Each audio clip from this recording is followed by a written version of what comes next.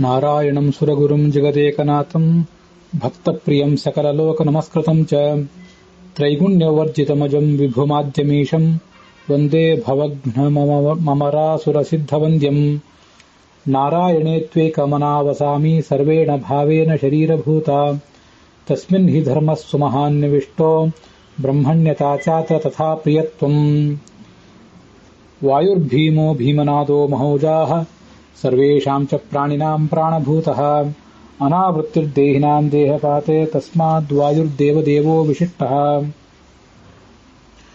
ಶ್ರೀ ಗುರುಭ್ಯೋ ನಮಃ. ಮಹಾಭಾರತ ಪ್ರವಚನ ಸರಣಿಯ 1105ನೇಯ ಅನುಶಾಸನ ಪರ್ವದ 38ನೇ ಭಾಗವನ್ನು ಈ ಮಾಘ ಕೃಷ್ಣ ದ್ವಾದಶಿ ದಿವಸ ನಾವು ಶ್ರವಣ ಮಾಡಬೇಕಾಗಿದೆ. ಇವತ್ತು ನಾವು ನೋಡುವ ಅಧ್ಯಾಯ ವಾವಿಳ್ಯ ರಾಮಸ್ವಾಮಿ ಶಾಸ್ತ್ರಿಗಳ ಪಾಠದಲ್ಲಿ 27ನೇದ್ದು, ಟಿ ಆರ್ ಕೃಷ್ಣಾಚಾರ್ಯರ ಪಾಠದಲ್ಲಿ 54ನೇದ್ದು.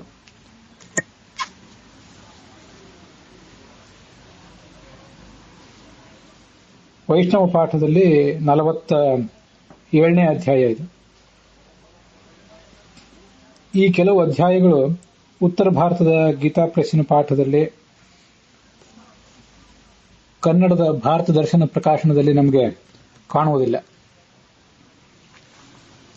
ಸ್ವಸ್ತ್ಯಸ್ತು ಸತಾಂ ಅಶೇಷ ಸನ್ಮಂಗಲಾನಿ ಭವಂತು.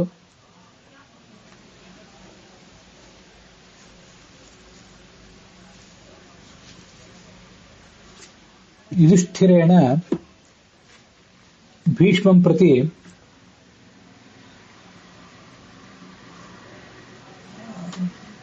ಕಥಂ ಪುರುಷಃ ಪುತ್ರೈಃ ತಾಡಿತೋ ಭವೇತ್, ಪುತ್ರೈಃ ರಕ್ಷಿತಃ ಕಥಂ ಭವೇತ್ ಪುರುಷಃ ಇತ್ಯೇಷಃ ಪ್ರಶ್ನಃ. ಏವಂ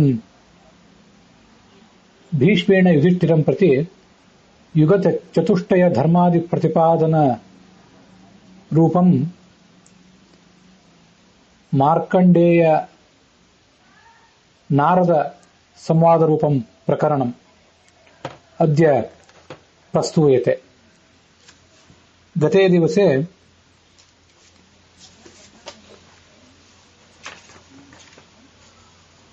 ಋಷಿಮೂಲಂ ನದೀಮೂಲಂ ಸ್ತ್ರೀಮೂಲಂ ಚ ನ ಅನ್ವೇಷಣೀಯಂ ಭವತಿ.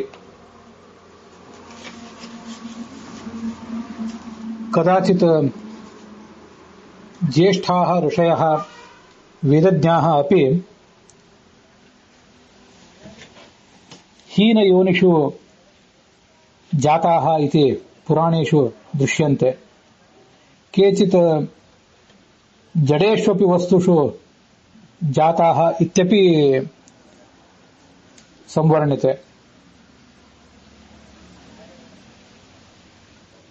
ಪರಂತು ತೇಷಾಂ ಋಷೀಣಾಂ ರಾಜ್ಞಾಂ ಚ ಯತ್ ತಪಃ ಚೀರ್ಣಂ ತಸ್ಯ ತಪಸಃ ಅಸಾಧ್ಯಂ ನೈವ ಕಿಂಚಿದ್ ವರ್ತತೆ.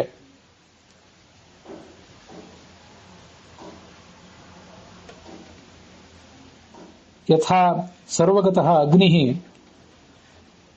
ಸರ್ವಮಪಿ ದಗ್ಧ್ವಾ ಸ್ವಯಂ ಪವಿತ್ರ ಏವ ತಿಷ್ಠತಿ.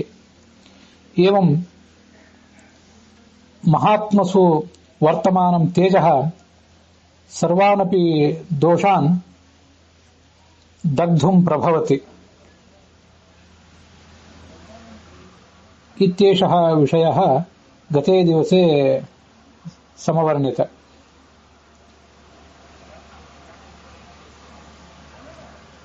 ಯುಧಿಷ್ಠಿರ ಏನು ಕೇಳಿದ ಅಂತ ಅನ್ನೋದನ್ನು ಇವತ್ತಿನ ಭಾಗದಲ್ಲಿ ನೋಡೋಣ. ಪುತ್ರನಿಂದ ಮನುಷ್ಯ ಹೇಗೆ ಉದ್ಧರಿಸಲ್ಪಡ್ತಾನೆ? ಯಾವನ್ನ ಲಬ್ಧವಾನ್ ಪುತ್ರಂ ಅಫಲಃ ಪುರುಷೋ ನೃಪ. ಮಕ್ಕಳನ್ನು ಪಡೆಯುವವರೆಗೂ ಕೂಡ ಪುರುಷನ ಜನ್ಮ ಅಫಲ ಅಂತ ಯಾಕೆ ಹೇಳ್ತಾರೆ? ಇದೆಲ್ಲವನ್ನು ನೀವು ನನಗೆ ವಿಸ್ತರಿಸಿ ಹೇಳಬೇಕು ಅಂತ ಕೇಳಿದೆ. ಅದಕ್ಕೆ ಭೀಷ್ಮರು ಹೀಗೆ ಹೇಳಿದರು. ಈ ವಿಷಯಕ್ಕೆ ಸಂಬಂಧಪಟ್ಟಂತೆ ಮಾರ್ಕಂಡೇಯ ಮತ್ತು ನಾರದರು ನಡೆಸಿದ ಒಂದು ಸಂವಾದ ಇದೆ. ಅದನ್ನೇ ನಿನಗೆ ಉತ್ತರ ರೂಪವಾಗಿ ಹೇಳುವವನಿದ್ದೇನೆ, ಕೇಳು. ಪರ್ವತ, ನಾರದ, ಅಸಿತ, ದೇವಲ, ಆರುಣೇಯ, ರೈಭ್ಯ ಇವರೆಲ್ಲ ಗಂಗಾ ಯಮುನಾ ಸಂಗಮದಲ್ಲಿ ಭೋಗವತಿ ಅಂತ ಒಂದು ನದಿ, ಆ ನದಿಯ ಸಂಗಮ ಪ್ರದೇಶದಲ್ಲಿ ಕೂತ್ಕೊಂಡಿದ್ರು. ಅಲ್ಲಿ ಮಾರ್ಕಂಡೇಯ ಋಷಿಗಳು ಬಂದರು. ಅವರು ಬಂದದ್ದನ್ನು ನೋಡಿ ಈ ಋಷಿಗಳೆಲ್ಲ ಅಲ್ಲಿ ಎದ್ದು ನಿಂತು ಅವರಿಗೆ ತಮ್ಮ ಸ್ವಾಗತವನ್ನು ಕೋರಿ ನಮ್ಮಿಂದ ಏನಾಗಬೇಕು ಅಂತ ಕೇಳಿದರು. ಅದೃಷ್ಟದಿಂದ ನಿಮ್ಮ ಸಮಾಗಮ ಆಗಿದೆ. ಧರ್ಮ, ಆಚಾರ ಇತ್ಯಾದಿ ವಿಷಯಗಳಲ್ಲಿ ನನಗಿರುವಂತಹ ಸಂಶಯಗಳಿಗೆ ಒಂದು ಪರಿಹಾರ ಇಲ್ಲಿ ಸಿಕ್ಕೀತು ಅಂತ ನಾನು ಆಲೋಚನೆ ಮಾಡಿದ್ದೇನೆ ಅಂದ್ರು ಮಾರ್ಕಂಡೇಯರು.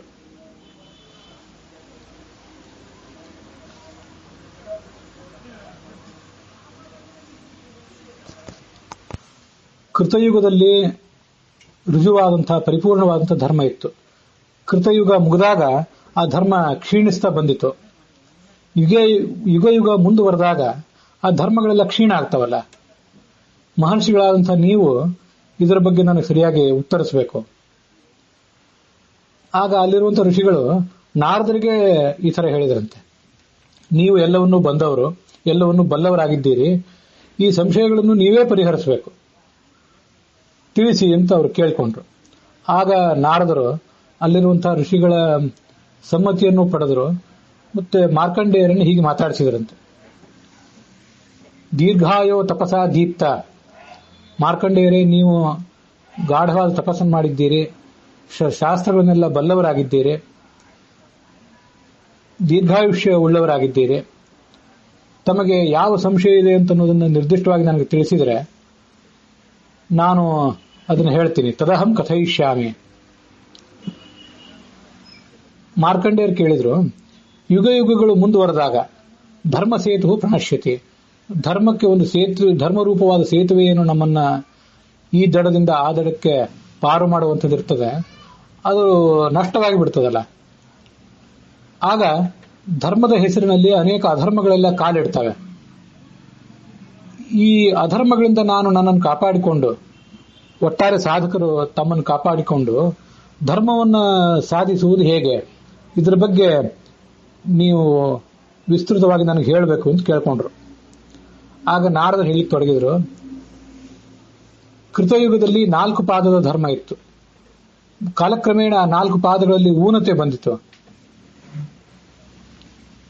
ತತಸ್ತ್ರೇತಾಯುಗಂ ನಾಮ ಪ್ರವೃತ್ತಂ ಧರ್ಮ ದೂಷಣಂ. ಆ ತ್ರೇತಾಯುಗದಲ್ಲಿ ಧರ್ಮಕ್ಕೆ ಸ್ವಲ್ಪ ಧಕ್ಕೆ ಬಂದು ಒದಗಿತ್ತು. ಮುಂದೆ ತೃತೀಯಂ ದ್ವಾಪರಂ ಸ್ಮೃತಂ, ಧರ್ಮಕ್ಕೆ 2 ಪಾದಗಳು ಆಗ ಉಳಿದವು. ನಂದಿಕೆ ಸಮುಪಸ್ಥಿತೆ, ಮುಂದೆ ಕಲಿಯುಗ ಬಂದೊದಗಿತ್ತು. ಆ ಕಲಿಯುಗದಲ್ಲಿ ಲೋಕದ ನಡತೆ, ಧರ್ಮ ಎಲ್ಲ ಹೇಗಿರ್ತದೆ ಅದನ್ನ ಈಗ ಹೇಳ್ತೇನೆ ಕೇಳಿ. ಚತುರ್ಥಂ ನಂದಿಕಂ ನಾಮ ಧರ್ಮ ಪಾದಾವಶೇಷಿತ. ಕಲಿಯುಗಕ್ಕೇನೆ ನಂದಿಕ ಅಂತ ಕರೀತಾರೆ, ಒಂದೇ ಪಾದ ಉಳಿದಿರ್ತದೆ.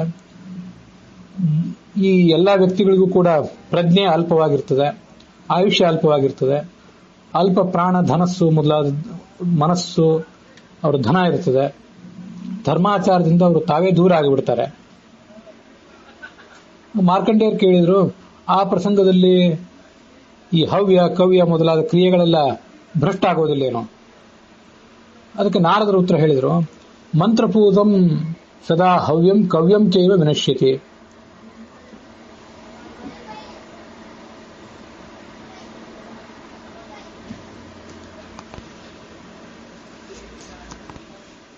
ನಾರದರು ಹೇಳಿದ್ರು, ಮಂತ್ರ ಪುರಸ್ಸರವಾಗಿ ವಿಧಿಯುಕ್ತವಾಗಿ ಹವ್ಯ ಕವ್ಯ ಕರ್ಮಗಳನ್ನು ಮಾಡಿದರೆ ಅದು ಯಾವತ್ತೂ ನಷ್ಟ ಆಗೋದಿಲ್ಲ. ದೇವತೆಗಳನ್ನು ಸ್ವೀಕಾರ ಮಾಡಿಯೇ ಮಾಡ್ತಾರೆ.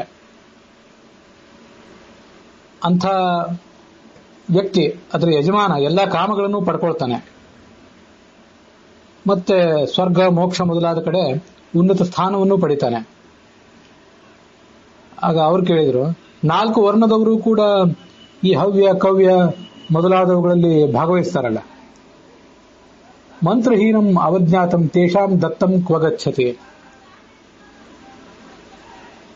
ಮಂತ್ರಹೀನವಾಗಿ ಆ ಹವ್ಯ ಕವ್ಯ ಮೊದಲಾದವುಗಳನ್ನು ಕೊಟ್ರೆ ಅದು ಕೊಟ್ಟದ್ದು ಎಲ್ಲಿ ಹೋಗ್ತದೆ? ಅದಕ್ಕೆ ಮಾರ್ಕಂಡೇಯರು ಹೇಳಿದ್ರು, ನಾರದರು ಹೇಳಿದ್ರು, ಅಸುರಾನ್ ಗಚ್ಚತೆ ದತ್ತಂ ವಿಪ್ರೈಹಿ ರಕ್ಷಾಂಸಿ ಕ್ಷತ್ರಿಯೈಹಿ. ಬ್ರಾಹ್ಮಣರು ಕೊಟ್ಟ ದಾನ ಮಂತ್ರಹೀನವಾಗಿದ್ರೆ ಅಸುರರಿಗೆ ಹೋಗ್ತದೆ, ಕ್ಷತ್ರಿಯರದು ರಾಕ್ಷಸರಿಗೆ ಹೋಗ್ತದೆ, ವೈಶ್ಯರ ದಾನ ಪ್ರೇತಗಳಿಗೆ ಹೋಗ್ತದೆ, ಶೂದ್ರರು ಕೊಟ್ಟಂತಹ ಅಮಂತ್ರಕವಾದಂತಹ ದಾನ ಮೊದಲಾದದ್ದು ಭೂತಗಳಿಗೆ ಹೋಗಿ ತಲುಪ್ತದೆ. ಅಥವಾ ವರ್ಣಾವರೇ ಜಾತಾಹ, ಹೀನ ವರ್ಣದಲ್ಲಿ ಜನಿಸಿದವರು ಯಾವುದಾದ್ರೂ ಹವ್ಯ ಕವ್ಯಾದಿಗಳನ್ನು ಕೊಟ್ರೆ ಅದು ಎಲ್ಲಿಗೆ ಹೋಗ್ತದೆ, ಅದನ್ನ ವಿವರಿಸಿ ಹೇಳಬೇಕು. ನಾರದರು ಹೇಳಿದ್ರು, ವರ್ಣಾವರಾಣಾಂ ಭೂತಾನಾಂ ಹವ್ಯ ಕವ್ಯ ಪ್ರದಾತೃಣಾಂ ನೈವ ದೇವಾಹ ನ ಪಿತರಃ ಪ್ರತಿಗೃಹಂತಿ ತತ್ಸ್ವಯಂ. ದೇವತೆಗಳಾಗಲಿ ಪಿತೃಗಳಾಗಲಿ ಅದನ್ನ ತೆಗೆದುಕೊಳ್ಳುವುದಿಲ್ಲ. ಯಾತುಧಾನರಿಗೆ, ಪಿಶಾಚರಿಗೆ, ರಾಕ್ಷಸರಿಗೆ ಅದು ಹೋಗಿ ತಲುಪ್ತದೆ. ಶೂದ್ರರಿಗಿಂತ ಮುಂಚೆ, ಶೂದ್ರರನ್ನು ದಾಟಿ ಮತ್ಯಾವ ಹೀನ ವರ್ಣದವರಿದ್ದಾರೆ ಅವರಿಗೆ ಮಾತ್ರ ಸಂಬಂಧಪಟ್ಟಂತಹ ಮಾತಿದು. ಅದನ್ನು ಅಮಂತ್ರಪೂರ್ವಕವಾಗಿ ಮಾಡಿದರೆ, ಮಂತ್ರಪೂರ್ವಕವಾಗಿ ಮಾಡಿದ್ದಾದ್ರೆ ಅದನ್ನು ಕೂಡ ದೇವತೆಗಳು ಸ್ವೀಕರಿಸ್ತಾರೆ ಅಂತ ಅರ್ಥ. ತೇಷಾಂ ಸರ್ವಪ್ರದಾತॄಣಾಂ ಹವ್ಯಂ ಕವ್ಯಂ ಸಮಾಹಿತಾಃ ಯತ್ ಪ್ರಯಚ್ಛಂತಿ ವಿಧಿವತ್ ತದ್ವೈ ಭುಂಜಂತಿ ದೇವತಾಃ. ಬ್ರಾಹ್ಮಣರಾಗಲಿ, ಕ್ಷತ್ರಿಯರಾಗಲಿ, ವೈಶ್ಯ, ಶೂದ್ರರು ಮತ್ತಾರೇ ಆಗಲಿ ಅವರೆಲ್ಲರೂ ಕೂಡ ಮಂತ್ರಪೂರ್ವಕವಾಗಿ ಈ ದಾನಾದಿಗಳನ್ನು ಮಾಡಿದ್ದಾದರೆ ಅದೆಲ್ಲವೂ ದೇವತೆಗಳನ್ನು ತಲುಪಿಯೇ ತಲುಪ್ತದೆ. ಮಾರ್ಕಂಡೇಯರು ಮತ್ತೆ ಕೇಳಿದ್ರು, ಹವ್ಯ ಕವ್ಯಗಳ ವಿಷಯವಾಗಿ ತಾವು ಕೊಟ್ಟಂತಹ ನಿರ್ಣಯವನ್ನ ನಾವೆಲ್ಲ ಕೇಳಿದ್ದೀವಿ. ಮುಂದೆ ಸ್ತ್ರೀ ಪುರುಷರ ವಿವಾಹ ಮೊದಲಾದವುಗಳು, ಕನ್ಯಾ, ಪುತ್ರ, ಇದಕ್ಕೆ ಸಂಬಂಧಪಟ್ಟಂತೆ ನೀವು ವಿಷಯಗಳನ್ನ ಹೇಳಬೇಕು. ಅದಕ್ಕೆ ನಾರದರು ಹೀಗೆ ಹೇಳಿದರು, ಕನ್ಯಾಪ್ರದಾನಂ ಪುತ್ರಾಣಾಂ ಸ್ತ್ರೀಣಾಂ ಸಂಯೋಗಮೇವ ಚ ಆನುಪೂರ್ವ್ಯಾನ್ ಮಯಾ ಸಮ್ಯಕ್ ಉಚ್ಯಮಾನಂ ವಿಬೋಧಮೆ. ಪುತ್ರರಿಗೆ ಕನ್ಯಾದಾನ ಮಾಡುವಂತಹ ಪ್ರಸಂಗ, ಭಾವಿ ಮಾವನಾದವನು ಕನ್ಯಾದಾನ ಮಾಡುವಂತಹ ಪ್ರಸಂಗ, ಮತ್ತೆ ಮುಂದೆ ಆ ಮಕ್ಕಳಿಗೆ ಸ್ತ್ರೀಯರ ಜೊತೆ ಆಗಬೇಕಾದಂತಹ ಸಹವಾಸ ಇತ್ಯಾದಿಗಳ ಕುರಿತಾಗಿ ಹೇಳ್ತೇನೆ, ಅದನ್ನು ಕೇಳು. ಜಾತ ಮಾತ್ರ ತು ದಾತವ್ಯ ಕನ್ಯಕಾ ಸದೃಶೇವರೆ. ಪ್ರತಿಯೊಬ್ಬನೂ ಕೂಡ ತನಗೆ ಹುಟ್ಟಿದಂತಹ ಮಗಳನ್ನ ಒಂದಲ್ಲ ಒಂದು ಕಾಲಕ್ಕೆ ಸದೃಶನಾದಂತಹ ವರನಿಗೆ ಮದುವೆ ಮಾಡಿಕೊಡ್ಲೇಬೇಕು.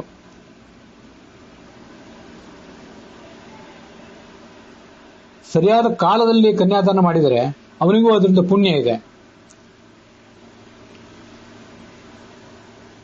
ಎಷ್ಟು ಪುಷ್ಪವತೀಂ ಕನ್ಯಾಂ ಬಾಂಧವೋ ನ ಪ್ರಯಚ್ಛತಿ.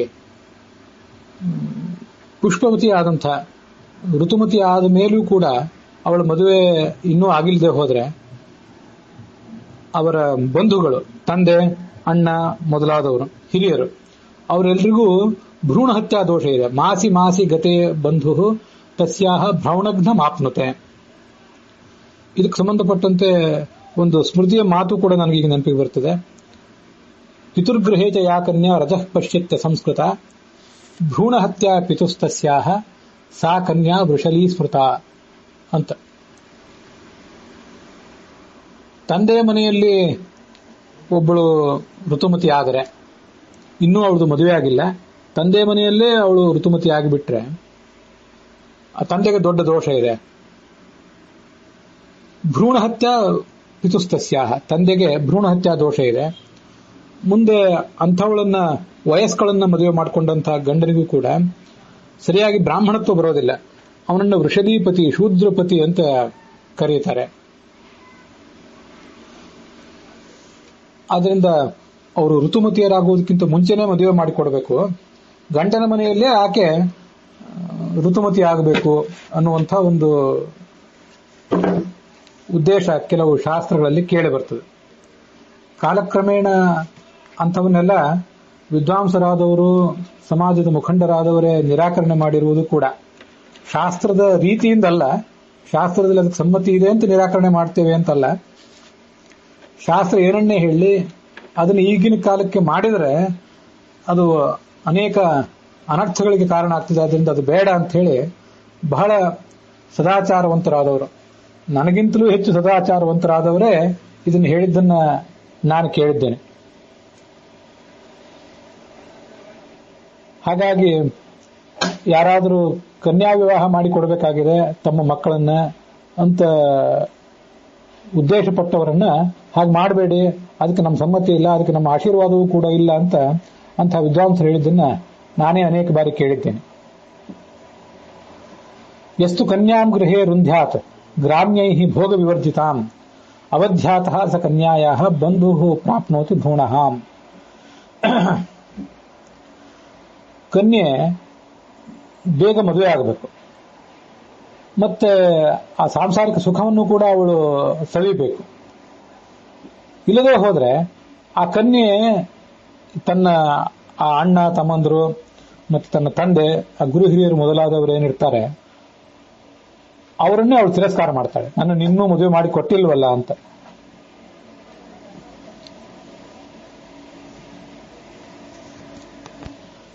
ಇದಕ್ಕೆ ಸಂಬಂಧಪಟ್ಟಂತೆ ಅನೇಕ ವಿಷಯಗಳನ್ನ ನಾನು ಕೂಡ ಆಲೋಚನೆ ಮಾಡಿದ್ದೇನೆ. ಈ ಜಗತ್ತಿನಲ್ಲಿ ಯಾವ ಜೀವವೂ ಕೂಡ ಮನುಷ್ಯರೊಬ್ಬರು ಹೊರತುಪಡಿಸಿದರೆ ಬೇರೆ ಯಾವ ಜೀವವೂ ಕೂಡ ಅದಕ್ಕೊಂದು ಯುಕ್ತವಾದ ವಯಸ್ಸು ಬಂದ ಮೇಲೆ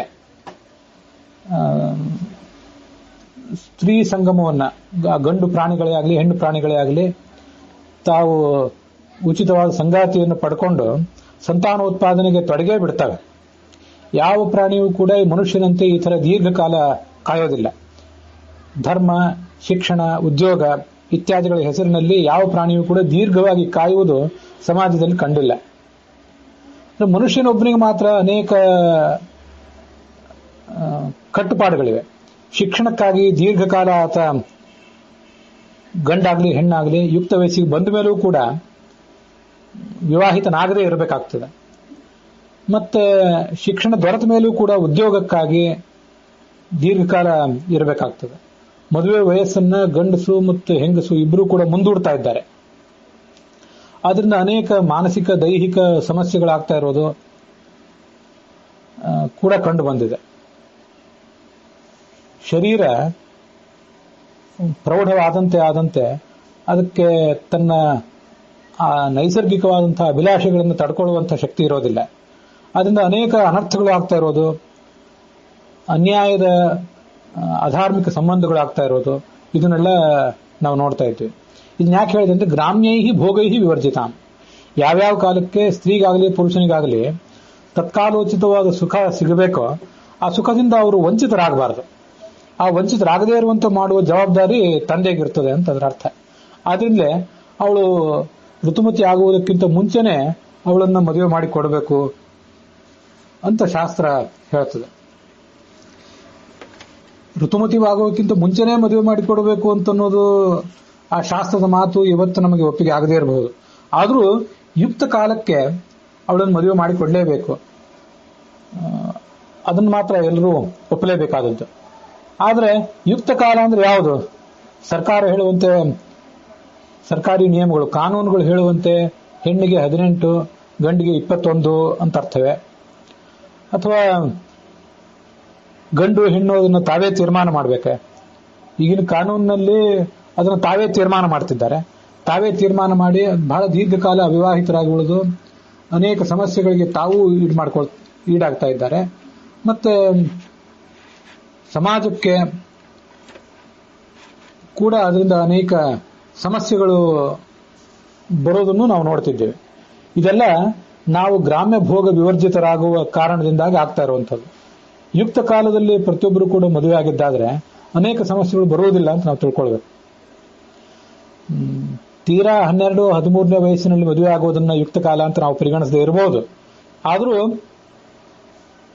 ಬಹಳ ದೀರ್ಘಕಾಲ ಮದುವೆ ಆಗದೇ ಇರುವುದು ಕೂಡ ಒಂದು ದೋಷಕ್ಕೆ ಕಾರಣ ಆಗ್ತದೆ ಅನ್ನೋದನ್ನು ನಾವು ತಿಳ್ಕೊಳ್ಬೇಕು. ಆದ್ರಿಂದ ಸಾಧ್ಯ ಆದಷ್ಟು ಬೇಗ ಶಿಕ್ಷಣ, ಉದ್ಯೋಗ ಇತ್ಯಾದಿ ವಿಷಯದಲ್ಲಿ ನಾವು ನೆಲೆ ನಿಂತು ಮುಂದೆ ಮದುವೆ ಮಾಡ್ಕೊಳ್ಳೋದನ್ನ ರೂಢಿಸ್ಕೊಳ್ಬೇಕು. ಪ್ರಾಚೀನ ಕಾಲದಲ್ಲಿ ಚಾತುರ್ವರ್ಣ್ಯ ಪದ್ಧತಿ ಇತ್ಯಾದಿ ರೂಢಿಯಲ್ಲಿತ್ತಲ್ಲ, ಆ ಕಾರಣದಿಂದಾಗಿ ಪ್ರತಿಯೊಬ್ಬರಿಗೂ ಕೂಡ ಶಿಕ್ಷಣ, ಉದ್ಯೋಗ ಮೊದಲಾದವುಗಳು ಕೆಲವು ನಿಶ್ಚಿತ ಇರ್ತಿದ್ವು. ಆದ್ರಿಂದ ವಿವಾಹವೂ ಕೂಡ ಬೇಗ ಬೇಗ ಆಗ್ತಿತ್ತು ಅಂತ ಕಂಡು ಬರ್ತದೆ. ಈಗಿನ ಕಾಲದಲ್ಲಿ ಅನೇಕ ಉನ್ನತ ಶಿಕ್ಷಣಗಳು, ಆ ಉನ್ನತ ಶಿಕ್ಷಣಗಳ ಮೂಲಕವಾಗಿ ದೊರೆಯಬೇಕಾದಂತಹ ಉದ್ಯೋಗ, ಇವೆಲ್ಲ ಕೆಲವು ಉದ್ಯೋಗಗಳು 23-24ನೇ ವಯಸ್ಸಿನಲ್ಲೇ ಒಂದು ಶಿಕ್ಷಣ ಪಡ್ಕೊಂಡ ಮೇಲೇನೆ ಉತ್ತಮ ಉದ್ಯೋಗ ಸಿಗೋದು, ಕೂಡಲೇ ಮದುವೆ ಆಗೋದನ್ನು ನಾವು ನೋಡಿದ್ರು, ಕೆಲವು ಶಿಕ್ಷಣಗಳಿಗೆ 30-32 ವಯಸ್ಸಿನ ತನಕ ಆ ಶಿಕ್ಷಣ ಮುಗಿಯೋದೇ ಇಲ್ಲ ಅನ್ನೋದನ್ನು ನಾನು ನೋಡ್ತಿದ್ದೇವೆ. ವೈದ್ಯ ಶಿಕ್ಷಣ ಮೊದಲಾದವುಗಳಿಗೆ ನಮ್ಮ ದೇಶದಲ್ಲಿ ಇರ್ಲಿಕ್ಕಿಲ್ಲ, ಪಾಶ್ಚಾತ್ಯ ದೇಶಗಳಲ್ಲಿ ಆ ಥರ ಆಗೋದನ್ನು ನಾವು ನೋಡ್ತಿದ್ದೇವೆ. 18ನೇ ವಯಸ್ಸಿನವರೆಗೆ PUC, 16ನೇ ವಯಸ್ಸಿನವರೆಗಲ್ಲ, 18ನೇ ವಯಸ್ಸಿನವರೆಗೆ PUC ಓದಿ ಮುಂದೆ ಒಂದು 4 ವರ್ಷದ ಡಿಗ್ರಿ ಮಾಡಿ, ಅದಾದ ನಂತರ ಒಂದು ವೈದ್ಯಕೀಯ ಡಿಗ್ರಿ MBBS ಮೊದಲಾದನ್ನು ಮಾಡಿ ಮುಂದೆ ಸ್ಪೆಷಲೈಸೇಷನ್ ಮಾಡಿ ಆ ವ್ಯಕ್ತಿಯೊಬ್ಬ ಒಂದು ಉದ್ಯೋಗದಲ್ಲಿ ನೆಲೆ ನಿಲ್ಲಬೇಕು. ಇದು ಪಾಶ್ಚಾತ್ಯ ದೇಶಗಳ ಪದ್ಧತಿ, ನಮ್ಮಲ್ಲಿ ಹಾಗೆ ಇರ್ಲಿಕ್ಕಿಲ್ಲ. ಆದರೂ ಅದನ್ನು ಒಂದು ನೆನಪು ಮಾಡಿಕೊಂಡೆ. ಇಂಥ ಎಲ್ಲ ಅನೇಕ ಕಾರಣಗಳಿಂದಾಗಿ ಆ ಪಾಶ್ಚಾತ್ಯ ದೇಶಗಳ ಆರ್ಥಿಕ ವ್ಯವಸ್ಥೆ, ಸಾಮಾಜಿಕ ವ್ಯವಸ್ಥೆ ಅದನ್ನ ನಾವು ಕೂಡ ಅನುಸರಿಸಿದ ಕಾರಣಗಳಿಂದಾಗಿ ಇಂಥ ಸಮಸ್ಯೆಗಳಿಗೆ ನಾವು ಈಡಾಗ್ತಿದ್ದೇವೆ ಅಂತ ನಾವು ಗಮನಿಸಬೇಕದನ್ನು. ತೀರಾ ಬೇಗ ಅಲ್ಲದೆ ಹೋದ್ರೂ ತೀರಾ ವಿಳಂಬನೂ ಕೂಡ ಆಗಬಾರದು. ಆ ವಿವಾಹಕ್ಕೆ ಅವರು ಮನಸ್ಸು ಮಾಡಬೇಕು. ಇದು ಕೇವಲ ಕನ್ಯಾ ಮತ್ತು ವರಗಳು ಮಾತ್ರ ಅಲ್ಲ, ಕೇವಲ ವಧು ಅವರ ತಂದೆಯಂದರು ಮಾತ್ರ ಅಲ್ಲ, ಸಮಾಜ ಮಾತ್ರ ಅಲ್ಲ, ಎಲ್ಲರೂ ಸೇರಿ ಮಾಡಬೇಕಾದಂತಹ ಒಂದು ವಿಷಯ ಇದು.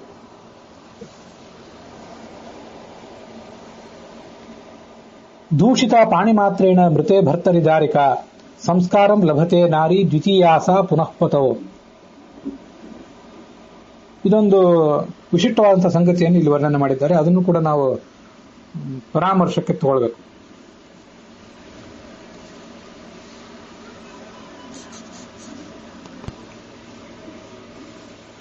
ಒಬ್ಬಳಿಗೆ ಮದುವೆ ಆಗಿದೆ, ಪಾಣಿಗ್ರಹಣ ಆಗಿದೆ, ಆದರೆ ಮುಂದೆ ಪತಿ ಮೃತನಾಗಿದ್ದಾನೆ. ಆ ಪತಿ ಮೃತನಾದಾಗ ಪಾಣಿ ಮಾತ್ರೇಣ ದೂಷಿತ, ಪಾಣಿಗ್ರಹಣ ಆಗಿದೆ ಅನ್ನೋ ಕಾರಣಕ್ಕಾಗಿ ಅವಳು ದೂಷಣಕ್ಕೊಳಗಾಗಿದ್ದಾಳಷ್ಟೇ. ಆಗ ಸಂಸ್ಕಾರಂ ಲಭತೆ ನಾರಿ ದ್ವಿತೀಯಾಸ ಪುನಃಪತೋ, ಮತ್ತೊಂದು ಮದುವೆ ಆಗಬೇಕಾದದ್ದು ಕೂಡ ಉಚಿತ ಅಂತ ಶಾಸ್ತ್ರ ಹೇಳ್ತದೆ.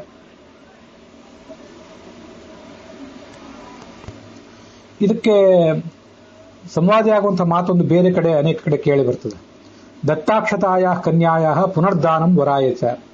ಹಿಂದಿನ ಕಾಲಗಳಲ್ಲಿ, ಹಿಂದಿನ ಯುಗಗಳಲ್ಲಿ ದತ್ತಾಕ್ಷತಾಯ ಕನ್ಯಾಯ, ಒಬ್ಳು ಮದುವೆ ಆಗಿದೆ ಆದರೆ ಪತಿ ಸಮಾಗಮ ಆಗಿಲ್ಲ, ಅವಳನ್ನು ಅಕ್ಷತಾ ಕನ್ಯಾ ಅಂತ ಕರೀತಾರೆ. ಅಂಥವಳಿಗೆ ಮತ್ತೊಂದು ಬಾರಿ ಅವಳನ್ನ ಮದುವೆ ಮಾಡಿ ಕೊಡಬೇಕು ಅಂತ ಹಿಂದಿನ ಯುಗದಲ್ಲಿ ಇತ್ತಂತೆ. ಮದುವೆ ಮಾಡಿ ಕೊಡಬಹುದು ಅವಳು ಅಪೇಕ್ಷೆ ಪಟ್ಟರೆ ಅಂತ ಹೇಳಿ. ಆದರೆ ಕಲಿಯುಗ ಮೊದಲಾದ ಯುಗಗಳಲ್ಲಿ ಅದನ್ನು ನಿಷಿದ್ಧ ಮಾಡಿದ್ದಾರೆ ಅಂತ ಕೂಡ ಕೇಳಿ ಬರ್ತದೆ. ಇದ್ರ ಬಗ್ಗೆ ನಿರ್ಣಯಗಳನ್ನು ನಾವು ಹೇಳುವುದು ಕಷ್ಟ. ಇಲ್ಲೂ ಹೀಗೆ ಮಾತು ಬಂದಿದೆ. ದತ್ತಾಕ್ಷತಾಯ ಕನ್ಯಾಯ ಮೊದಲಾದದಿವೆಲ್ಲ ನಾರದ ಪುರಾಣ, ಪದ್ಮಪುರಾಣ ಮೊದಲಾದ ಕಡೆ ಬಂದಂತಹ ಸಂಗತಿಗಳು. ನಾವು ಅನೇಕ ಸಮಸ್ಯೆಗಳನ್ನು ಈಗ ನೋಡ್ತಿದ್ದೇವೆ.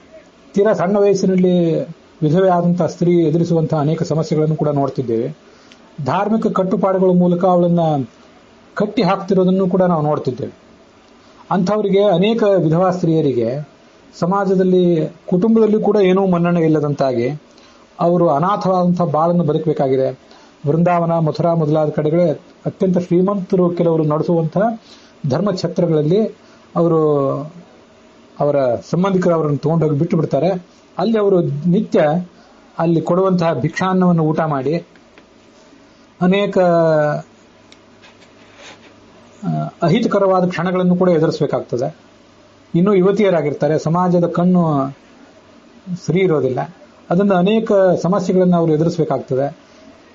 ಅಂತನ್ನೆಲ್ಲ ಕೂಡ ನಾನು ಈ ಅನೇಕ ವರದಿಗಳನ್ನು ನೋಡಿದ್ದೇನೆ, ತಾವು ಕೂಡ ನೋಡಿರಬಹುದು.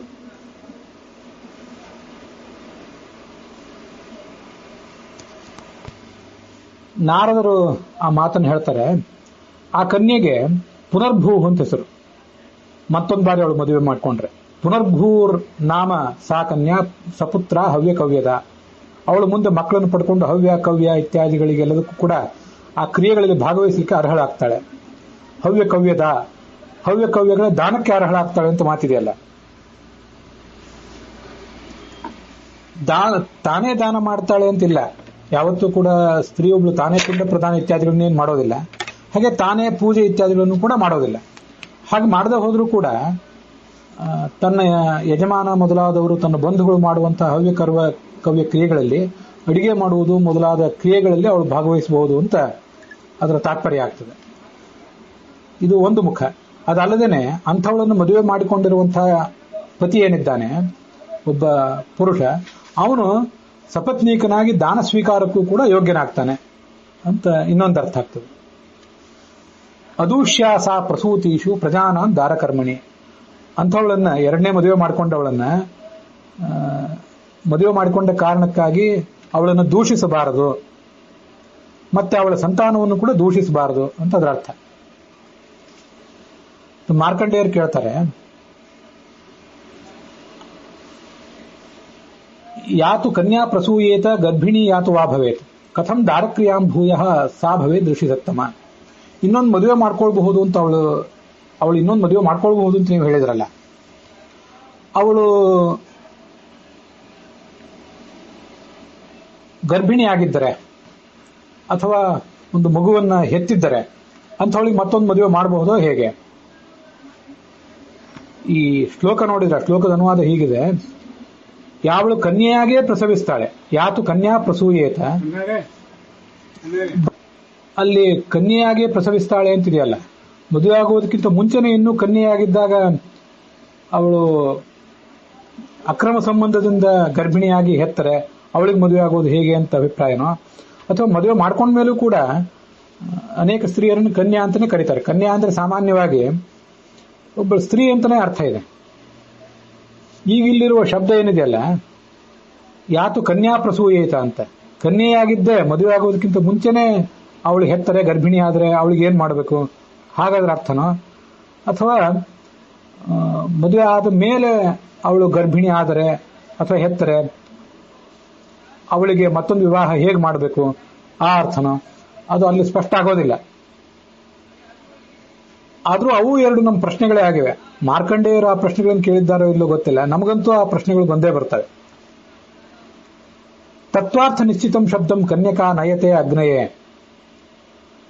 ಆಗ ಆ ಕನ್ಯೆ ಏನ್ ಮಾಡಬೇಕು? ನಾರದರು ಹೀಗೆ ಹೇಳ್ತಾರೆ, ಅಗ್ನಿಯ ಮುಂದೆ ಬಂದು ನಡೆದ ಘಟನೆಯನ್ನೆಲ್ಲ ಯಥಾರ್ಥವಾಗಿ ವರ್ಣಿಸಬೇಕಂತ. ಮುಂದೆ ಬಂಧುಗಳೆಲ್ಲ ಅವಳ ಮಾತನ್ನು ಕೇಳಿ ಅವಳ ಬಗ್ಗೆ ಸದ್ಭಾವನೆಯನ್ನು ತಾಳಬೇಕು. ತಸ್ಮಾತ್ ಕುರುವಂತಿ ವೈಭಾವಂ ಕುಮಾರ್ಯಸ್ತಾಹ ನ ಕನ್ಯಕಾಹ. ಅದರಿಂದ ಅವಳನ್ನು ಕುಮಾರಿ ಅಂತ ಕರೀತಾರೆ, ಅವಳು ಕನ್ಯಾ ಅಲ್ಲ. ಬ್ರಹ್ಮಹತ್ಯೆಗೆ ಏನು ಪ್ರಾಯಶ್ಚಿತ್ತಗಳನ್ನು ಹೇಳಿದ್ದಾರೆ ಅದರಲ್ಲಿ 3 ಭಾಗ ಮಾಡಬೇಕು. 3 ಭಾಗ ಮಾಡಿ ಆ ಒಂದು ಪ್ರಾಯಶ್ಚಿತ್ತವನ್ನ ಅವಳ ಮೂಲಕ ಮಾಡಿಸಬೇಕು ಅಂತ ಅದರ ಅರ್ಥ. ಅವಳ ಮೂಲಕ ಅವಳಿಗೆ ಗರ್ಭಾಧಾನವನ್ನು ಅವಳ ಗರ್ಭವನ್ನು ಶುದ್ಧ ಮಾಡಬೇಕು. ಗರ್ಭಾಧಾನ ವಿಶೋಧಿತಾಂ ಗೃಹೀಯಾಕ್ತಾಂ ಚತುರ್ಭಾಗಂ ವಿಶುದ್ಧಾಂ ಸರ್ಜನಾತ್ ಪುನಃ. ಬ್ರಹ್ಮಹತ್ಯೆಗೆ ಹೇಳಿದಂತಹ ಪ್ರಾಯಶ್ಚಿತ್ತದಲ್ಲಿ 3 ಭಾಗ ಮಾಡಿ ಅದರಲ್ಲಿ ಒಂದು ಭಾಗವನ್ನ ಅವಳ ಕಡೆಯಿಂದ ಮಾಡಿಸ್ಬೇಕು. ಅಲ್ಲಿ ಆ ಬ್ರಹ್ಮಹತ್ಯೆಗೆ ಹೇಳಿದ ಪ್ರಾಯಶ್ಚಿತ್ತ ಅಂತ ಏನಿದೆಯಲ್ಲ ಅದರಲ್ಲಿ ಪೂರ್ಣವಾಗಿ ಮಾಡ್ಲಿಕ್ಕೆ ಅವಳಿಗೆ ಆಗದೆ ಇರಬಹುದು, ಅದರಲ್ಲಿ ಒಂದು ಭಾಗವನ್ನು ಮಾತ್ರ ಅವಳ ಕೈಯಿಂದ ಮಾಡಿಸಬೇಕು ಅಂತ ಅದರ ಅರ್ಥ. ಆದರೆ ಆ ಶ್ಲೋಕಗಳನ್ನು ನೋಡಿದರೆ ಅವಳ ಗರ್ಭಾಧಾನವನ್ನು ಶೋಧಿಸಬೇಕು ಅಂತ ಬರೆದಿದ್ದಾರಲ್ಲ, ಗರ್ಭಾಧಾನವನ್ನು ಶೋಧಿಸುವುದು ಅಂತ ಏನರ್ಥ? ಅವಳ ಶರೀರವನ್ನು ಸ್ವಚ್ಛ ಮಾಡಬೇಕು ಅಂತ ಅದರ ತಾತ್ಪರ್ಯ ಇದ್ದಂತೆ ಕಾಣಿಸ್ತದೆ. ಗೃಹೀಯಾತ್ತಾಂ ಚತುರ್ಭಾಗಂ ವಿಶುದ್ಧಾಂ ಸರ್ಜನಾತ್ ಪುನಃ. ಆ ಅನುವಾದ ಅಷ್ಟು ಪೂರ್ಣವಾಗಿ ಸ್ವಚ್ಛವಾಗಿಲ್ಲ. ಆದ್ರಿಂದ ಅವಳ ಕಡೆಯಿಂದ ನಾವು ಮಾಡಿಸಬೇಕಾದಂತಹ ಪ್ರಾಯಶ್ಚಿತ್ತ ಯಾವುದು? ಗರ್ಭಿಣಿಯಾಗಿದ್ರೆ ಆ ಗರ್ಭವನ್ನು ಪತನಗೊಳಿಸಬೇಕು ಅಂತ ಅರ್ಥನೋ, ಅಥವಾ ಮಕ್ಕಳು ಹೆತ್ತಿದ್ರೆ ಆ ಮಕ್ಕಳನ್ನು ಮತ್ತೆ ಬೇರೆ ಕಡೆ ಎಲ್ಲಾರು ಕಳಿಸಬೇಕು ಅಂತ ಅರ್ಥನೋ? ಅದು ಅಲ್ಲಿ ಸ್ಪಷ್ಟ ಆಗೋದಿಲ್ಲ. ಪ್ರಸವ ದೋಷವನ್ನು ಶೋಧಿಸಬೇಕು ಅಂತಿದೆ, ಅದೆಲ್ಲವೂ ಸ್ಪಷ್ಟ ಆಗೋದಿಲ್ಲ. ಆದರೂ ಇದಕ್ಕೆ ಸಂಬಂಧಪಟ್ಟಂತೆ ಬೇರೆ ಕೆಲವು ಪ್ರಸಂಗಗಳಲ್ಲಿ ಏನು ಹಿರಿಯರು ನಿರ್ಣಯ ತಗೊಂಡಿದ್ದಾರೆ ಅಂತ ಅನ್ನೋದನ್ನ ನಾವು ನೋಡಬಹುದಾಗಿದೆ. ಅದನ್ನ ಮುಂದಿನ ಭಾಗದಲ್ಲಿ ನಾನು ಹೇಳ್ತೀನಿ. ಇಲ್ಲಿಗೆ ಈ ಭಾಗ ಸಮಾಪ್ತವಾಗಿದೆ.